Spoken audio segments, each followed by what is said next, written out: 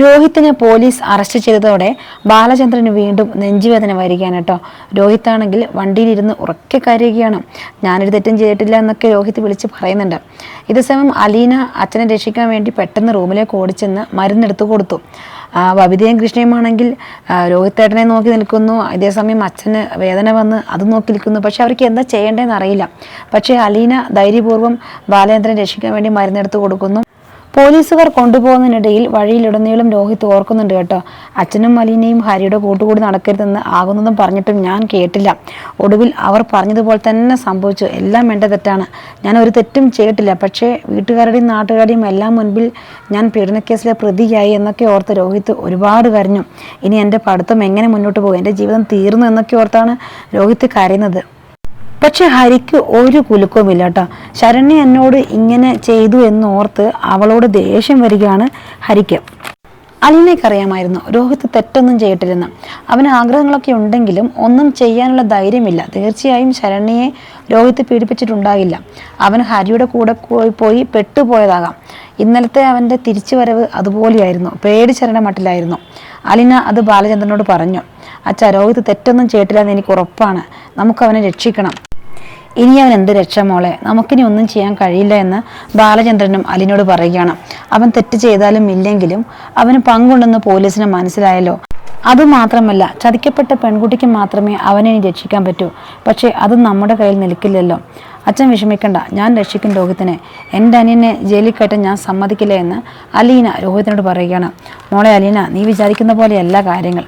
സ്വാധീനമുള്ള എനിക്ക് പോലും ഒന്നും ചെയ്യാൻ കഴിയുന്നില്ല. പിന്നെയാണോ നീ? എനിക്ക് കഴിയും അച്ഛാ, എന്നെ ഒന്ന് വിശ്വസിക്കുമെന്ന് അലീന ബാലചന്ദ്രനോട് പറയുകയാണ്. ശരി, നിന്നെ ഞാൻ വിശ്വസിക്കാം. അവൻ തെറ്റൊന്നും ചെയ്തിട്ടില്ല എന്ന് തന്നെ ഞാൻ വിശ്വസിക്കാം. പക്ഷെ ഒരു കാര്യം, അവൻ തെറ്റ് ചെയ്തിട്ടുണ്ടെങ്കിൽ അവൻ അനുഭവിക്കട്ടെ, ഇല്ലെങ്കിൽ അവൻ രക്ഷപ്പെടട്ടെ എന്ന് പറഞ്ഞ് ബാലചന്ദ്രൻ വിഷമത്തോടെ മാറിപ്പോവുകയാണ്. ശരണ്യക്ക് മാത്രമേ രോഹിത്തിനെ രക്ഷിക്കാൻ കഴിയൂന്ന് അലീന ചിന്തിക്കുകയാണ്. പക്ഷേ ശരണ്യെ സമ്മതിപ്പിക്കൽ വലിയ റിസ്ക് തന്നെയാണ്. അതിന് ഞാൻ തനിച്ച് തന്നെ പോകണം. അച്ഛനെ കൂട്ടി പോയി കഴിഞ്ഞാൽ അച്ഛൻ ഒരുപാട് നാണം കരേണ്ടി വരുമെന്ന് അലീന തീരുമാനിക്കുകയാണ്. വിവരമറിഞ്ഞ് മനു എറണാകുളത്ത് നിന്നും കൊല്ലംപള്ളിയിൽ എത്തുകയാണ് കേട്ടോ. കമല കരഞ്ഞു വിളിച്ച് മനുവിൻ്റെ അടുത്തേക്ക് എന്ന്, മോനെ, എങ്ങനെയെങ്കിലും നിന്റെ അനിയനെ രക്ഷിക്കണം. അവർ അവനെ ജയിലിലടക്കും. എത്ര പണം എറിഞ്ഞാലും വേണ്ടില്ല, നീ അവനെ രക്ഷിക്കണം.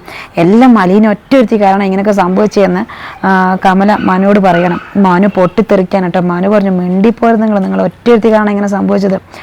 അവനെപ്പോലെ ഒരു മകനെ പ്രസവിച്ചതും അവൻ്റെ എല്ലാ തെറ്റുകൾക്കും കൂട്ടുന്നതും ഒക്കെ നിങ്ങൾ ഒരുത്തി കാരണമാണ്. അവനിനി എന്തിനും രക്ഷപ്പെടണമേ, അവൻ അനുഭവിക്കട്ടെ. പ്രായപൂർത്തിയാകാത്തൊരു പെണ്ണിനെ ചതിച്ച് കൂട്ടുബലാത്സംഗം നടത്തിയിട്ട് ഇനി അവൻ രക്ഷപ്പെട്ട് കാര്യമൊന്നുമില്ല. അവൻ മുൻപ് അലീനയോട് ചെയ്യാൻ നോക്കിയതും ഇത് തന്നെയായിരുന്നു. പക്ഷേ അവൾ അന്ന് മനസ്സ് വെച്ചതുകൊണ്ട് മാത്രമാണ് അവൻ രക്ഷപ്പെട്ടത്. അവൻ അന്ന് ശിക്ഷ അനുഭവിച്ചിരുന്നുവെങ്കിൽ ഇന്ന് വീണ്ടും ഇങ്ങനൊരു പ്രവൃത്തി ചെയ്യാൻ അവൻ തോന്നില്ലായിരുന്നു. ശരണ്യയെ കാണുവാനും സംസാരിക്കുവാനും ശരണ്യയുടെ വീട്ടിലേക്ക് പോവുകയാണ് അലീന. ശരണ്യയുടെ വീടും പരിസരവും ഒക്കെ ഒരു കോളനി പോലെയാണ് കേട്ടോ. പാവപ്പെട്ട വീട്ടിലെ കുട്ടിയെ പ്രണയം നടിച്ച് ചതിച്ച ഹരി എന്ന് അലീന ഓർത്തു. പാവ ശരണ്യ, അവനെ ഒരുപാട് സ്നേഹിച്ചത് കൊണ്ടായിരിക്കുമല്ലോ അവൻ വിളിച്ചപ്പോൾ അവൻ്റെ കൂടെ പോയത്. ശരണ്യയുടെ കോളനിയിലെത്തിയ അലീനയെ കണ്ട് അവിടെയുള്ളവർ അടുത്തേക്ക് വന്ന് ആരാണെന്ന് ചോദിച്ചപ്പോൾ നെടുമ്പുരയ്ക്കൽ ബാലചന്ദ്രൻ്റെ വീട്ടിൽ നിന്നും വരികയാണെന്ന് അലീന പറഞ്ഞു.